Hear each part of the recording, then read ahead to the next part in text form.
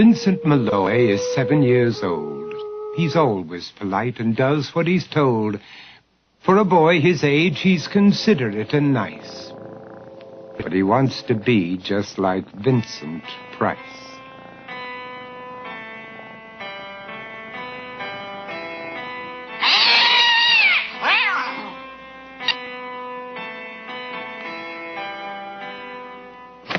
He doesn't mind living with his sister, dog, and cats, though he'd rather share a home with spiders and bats.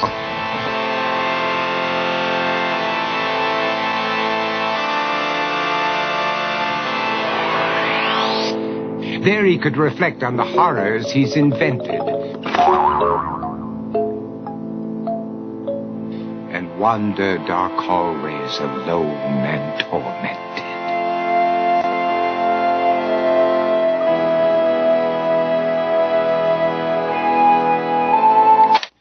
Vincent is nice when his aunt comes to see him, but imagines dipping her in wax for his wax museum.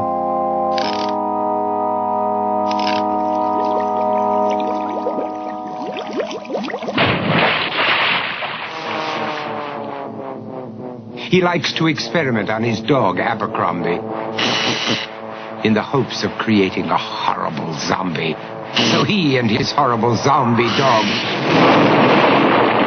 could go searching for victims in the London fog. His thoughts, though, aren't only of ghoulish crime. He likes to paint and read to pass some of the time. While other kids read books like Go, Jane, Go, Vincent's favorite author is Edgar Allan Poe. One night, while reading a gruesome tale, he read a passage that made him turn pale. Such horrible news he could not survive, for his beautiful wife had been buried alive. He dug out her grave to make sure she was dead, unaware that her grave was his mother's flower bed. His mother sent Vincent off to his room.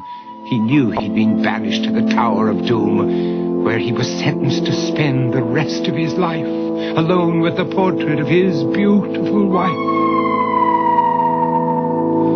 While alone and insane, encased in his tomb, Vincent's mother burst suddenly into the room. She said, "If you want to, you can go out and play. It's sunny outside and a beautiful day."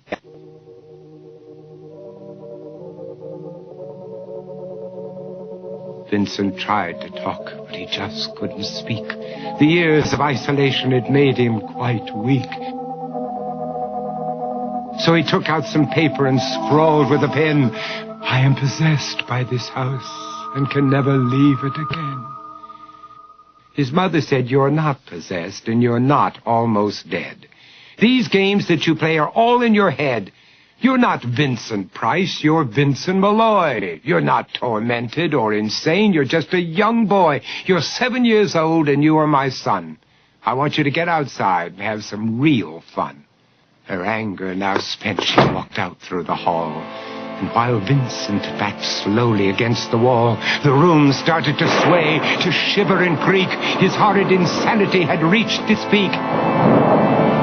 He saw Abercrombie, his zombie slave, and heard his wife call from beyond the grave.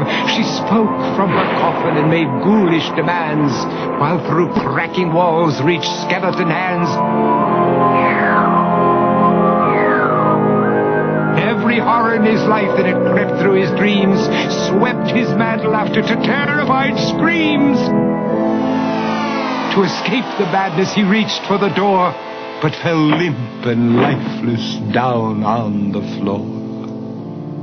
His voice was soft and very slow as he quoted The Raven from Edgar Allan Poe.